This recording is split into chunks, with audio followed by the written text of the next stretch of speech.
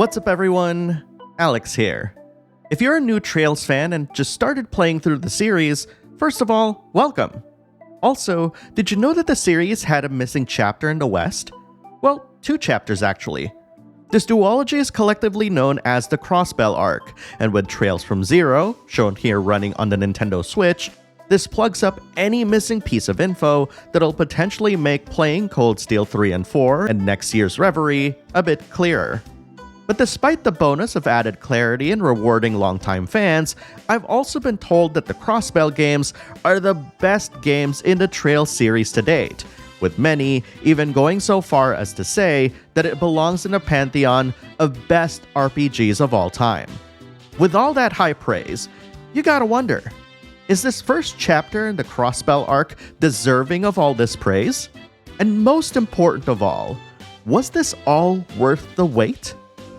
Initially, when you take a look at the screenshots and video footage of Trails from Zero, you're probably going to think to yourself, wow, this looks kind of old. This is particularly because the original game came out in 2010 on the PSP, and it's since been ported onto multiple platforms.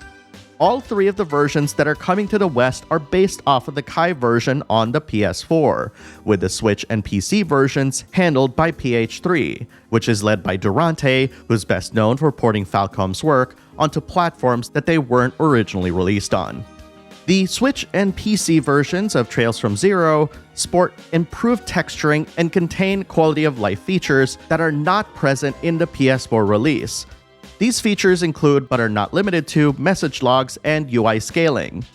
I'm showing on screen right now the many options that will be available to you on the Switch and PC versions, excluding the aforementioned message logs and the high-speed mode that is found in all versions. By contrast, the PS4 version's options menu looks like this. This, of course, brings up the question of which version to get. I personally got the Switch version because, to me, that's the best version. What makes the Switch version the best version for me is the improved graphical quality and all the quality of life features that this version, and by proxy, the PC version, has. However, I know that many fans would love to take advantage of Reverie, Reading, Zero, and Azure saves to get bonus items in said game. And let's be honest, trophies are a big deal as well. I want to also add that despite the PS4 missing the aforementioned features, many PS4 fans in the comments of my PSA video still went on to get that version. And to be quite honest, Azure will probably get the same treatment. I know this isn't a definitive answer to that question, but I think it all depends on whether you care for the trophies and the saves transferring to Reverie, or if the better graphical fidelity and additional quality of life features are something that you much rather have. With regards to its soundtrack, Trails from Zero's got several memorable tunes that made me whistle along with it, particularly the background track playing in this video called Scene of a Street Corner. While I was playing the game one day, I caught my wife humming the tune beside me as it played, lending to the earworm-like quality of its soundtrack that resonates easily with anyone. At the same time, some of the leitmotifs in Zero's soundtrack could be found in some parts of Cold Steel. So in a way, there's this weird reverse nostalgia that I'm feeling because of my decision to go backwards in the timeline to play these games. The experience of hearing these tracks actually lifted my experience of the whole game, and it made me feel truly special, given the unique connection that I had with these melodies. Unfortunately, Trails from Zero only has Japanese voice acting, and honestly, no doubt their performances are great, but in my opinion, the pace of delivery for the dialogue is a bit slow for my liking. And particularly, this is because I just want to get to the next thing right away because I wanted to absorb as much of the story and character development as I could. I just couldn't get enough of it. And as I said before, this is all coming from a game that was originally released in 2010 on the PSP, so it looks appropriately like that.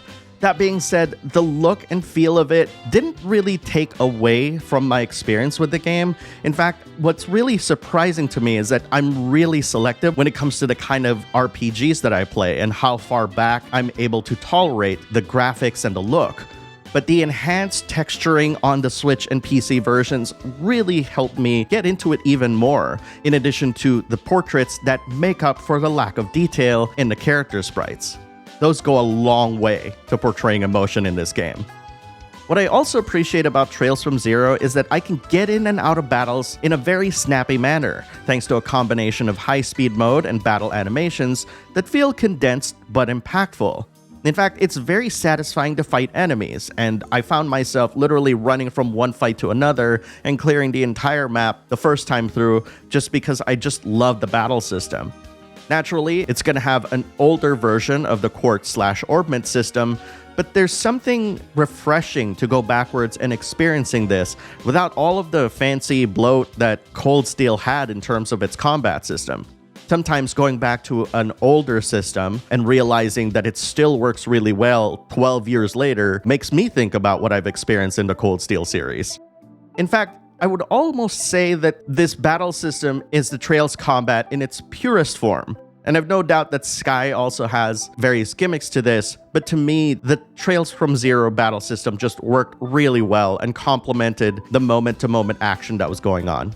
And it's just really fun to go through the progression system as well, learning how the quartz and orbment system works, and just overall having a blast going through many of the game's maps.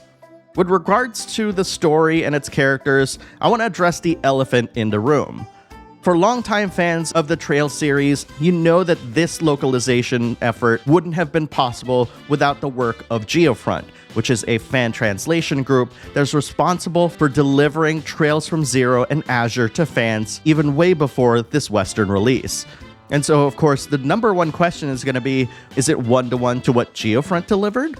I'll tell you now that comparing their text with the game is a fool's errand, as many others before me have spent literal years to get these done due to the abundance of text in this game. And you can pretty much say that for all of the Trails games, to be quite honest.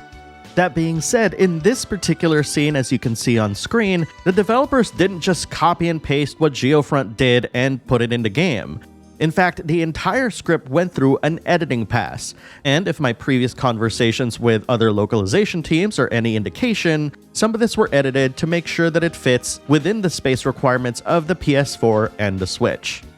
That being said, Geofront is credited in the game. I can still feel their handiwork throughout, from the dialogue itself to the treasure chest messages that I encountered.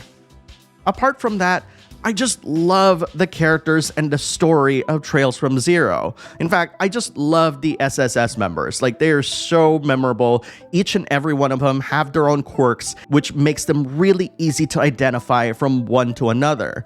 And there's something to be said about having a core group of 4 people that allows you to quickly identify with them and really gravitate towards them whenever serious things happen in the game.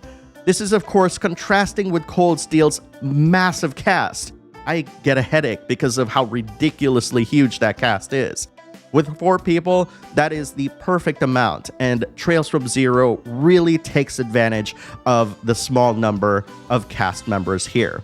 That being said, there's still a lot of other cast members beyond the main group, but all I'm saying is that you're traveling with a group of 4 and you're getting to know them as you unravel the story. That being said, the story starts putting you into some investigative mystery. You're a cop after all, so a lot of this is investigating what happened, figuring out what the solution is, and kind of executing all these plans. And it's a very easy and digestible way to kind of take in the plot of what's going on in the city.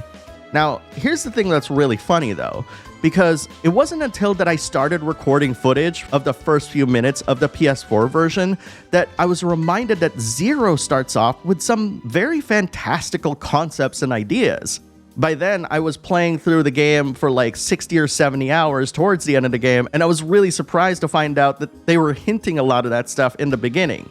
Naturally, the Cold Steel series does this as well by starting you off several hours into the game, so this isn't particularly new.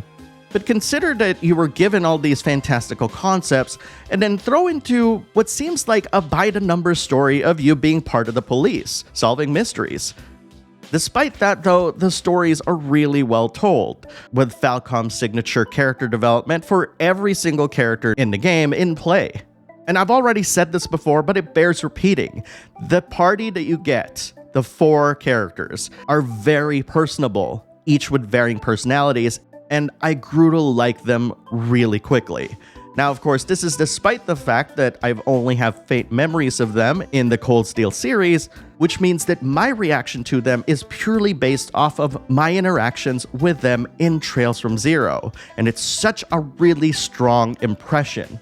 I also want to point out that because there's a lack of a social link type system here, the character development is tightly integrated into the story, so you do feel like everyone is growing alongside you and your understanding of the world. So I'm actually really glad that they chose to integrate the character development into the story because it makes the story feel even more meaningful. Besides, there is a reason why people shouldn't tamper with established formulas. Also, the way the dialogue is written, while lengthy, has a pace and feel that makes you want to keep going. And quite honestly, I just couldn't stop myself. I'd literally find myself in the middle of the night, wanting to just play more of this game. I just want to know what happens next, and what'll happen to my party.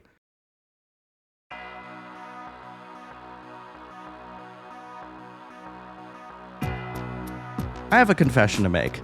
Prior to getting into the Cold Steel series, I prepared myself to experience them by watching summaries to get the gist of Sky and Crossbell. Today, 2 years removed from finishing Cold Steel 4 and playing more than 24 RPGs between now and then, is enough to forget what's happened. So in truth, I was coming into Trails from Zero completely blind. Especially with how the series has highly detailed and nuanced storytelling and character development. I mean, my goodness, by the time Cold Steel 4 ends, it's like so many things started moving and I was just like, oh my gosh, so much is happening. It's because of this that Trails from Zero felt like the first time I've ever tried the games in the series. It's also why, against much of the loud and vocal Falcom fanbase, that I highly recommend starting your Trails journey through Zero, and by proxy, Azure. Especially if you've been overwhelmed by advice, to start from the beginning of this 10-game arc. Because if your experience of either the Sky or Cold Steel games after playing this will be any indication, it'll feel similar to mine. Going from Cold Steel to Trails from Zero evoked some really interesting reverse nostalgic feelings, especially when you start hearing songs orchestrated in a very different way and seeing characters and locations rendered differently than what you knew before. Personally, when I saw Lloyd, Ellie, Tio, and Randy rendered in their old chibi representations after getting to know them in 3D, really blew my mind in a way because these are characters that I literally got to know in a completely different series. And given how the Crossbell games are in the middle of the current available series, you can practically go in any direction. You can go to Cold Steel right afterwards, or you can go to Sky, whichever one you want. You just have to make sure that you finish the duology and play through Trails to Azure. Crossbell was originally created to properly bridge the Sky series to Cold Steel, and after playing it from start to finish and doing almost every request and experiencing so much of what the game has to offer, I can unequivocally say that the more than a decade-long wait was absolutely worth it. Trails from Zero, the first part of the Crossbell duology, is absolutely a must-play game in 2022, more than 12 years since its original release. And it stands toe-to-toe with its peers as one of the best RPGs ever released.